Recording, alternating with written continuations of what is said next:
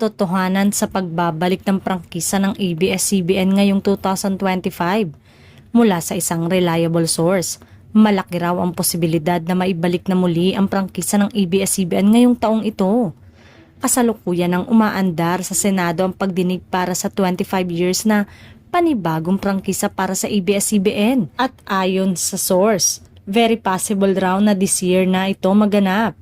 Sa ngayon, ang ABS-CBN ay isang malaking content creator, kaya mula nang nanindigan ng media entity ang kanilang estado ngayon, marami na silang produkto o content ang naisasaere na sa iba't ibang platform, sa TV man, sa cable, sa digital, sa online, maging sa mga sinehan at marami pang iba. Samantala, marami namang kapamilya stars ang natuwa sa balitang ito at muling nabuhayan na muling umere ang kanilang TV network. Agad na nagbigay ng suporta ang mga kapamilya stars kagaya ni na Vice Ganda, Coco Martin at marami pang iba. Naniniwala daw sila na muling makakabalik sa ere ang kanilang istasyon matapos ang ilang taon. Kung sakali man na magtuloy-tuloy ito ay posibleng gumamit ang ABS-CBN ng bagong frequency na ipapagamit ng NTC.